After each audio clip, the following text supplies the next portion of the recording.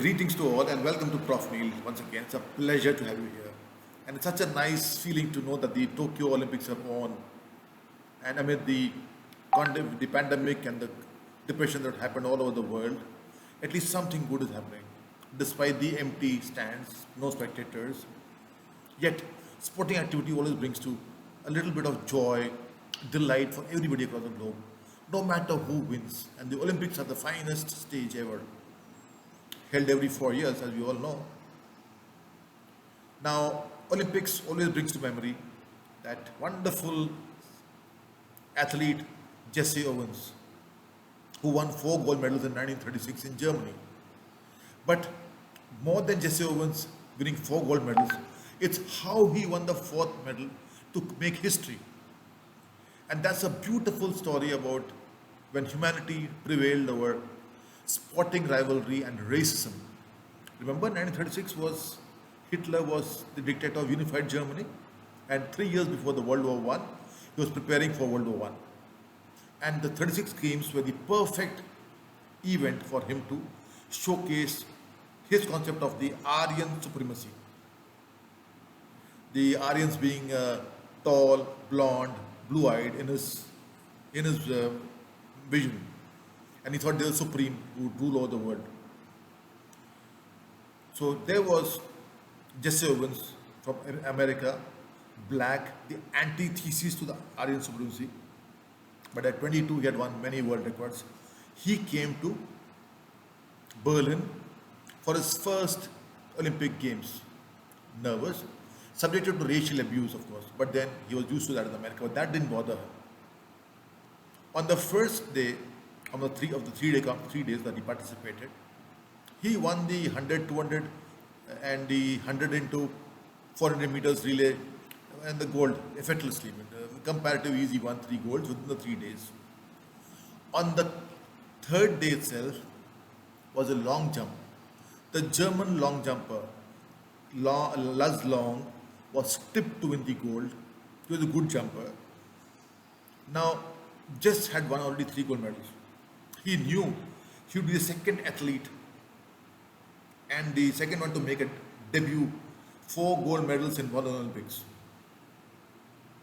So, in that stress, strain, that pressure that he brought upon himself, he, in his tracksuit, went for the practice jump. He didn't realize the umpire had raised the flag, signaling the competition had begun. He had lost his first attempt to qualify for the finals. First out of 3, he lost. He had forfeited. He had 2 more. He was nervous, anybody would be. He tried a second jump. He had overstepped the line. Only 1 more jump to go. And the chance of making history just was totally down.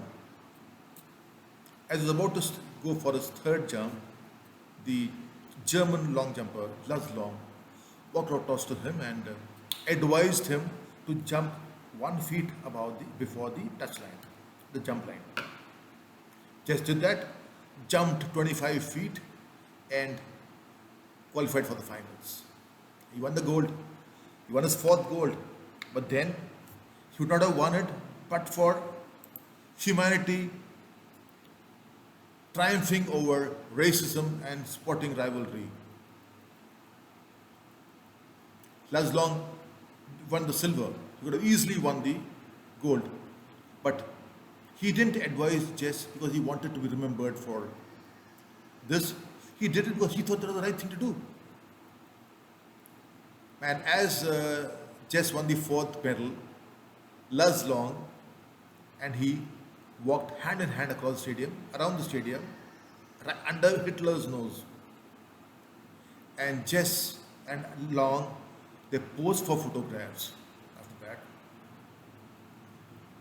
And Jess is quoted as saying, "It took a lot of courage for him to befriend me. You would you could melt all the trophies and medals I have won, and it wouldn't be a plating on the 24-carat friendship I had for long at that moment. Hitler would have gone crazy watching us embrace. Long won hearts scripting his place in sporting history. not because he wanted to be remembered, but because he thought that was the right thing to do. So whenever justice is recalled, so is just Luz Long, the same breath. The choice is ours. Do we want to be on top of the totem pole to win the gold medal, or do we want to win hearts and be remembered for a lifetime and leave a legacy? The choice is ours.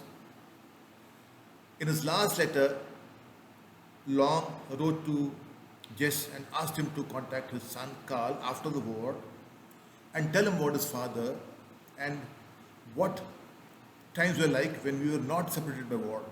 I am saying, tell him how things can be between men on this earth. Unfortunately, Luz Long lost his life in the World War I, fighting for Germany. But Jess, the Owens family and the Long family kept in touch with each other. And that's something very inspirational when humanity won over racism and sporting rivalry. Embrace the twist and enjoy the turn. Thank you very much. So embrace the twist to enjoy the turn. Bye-bye.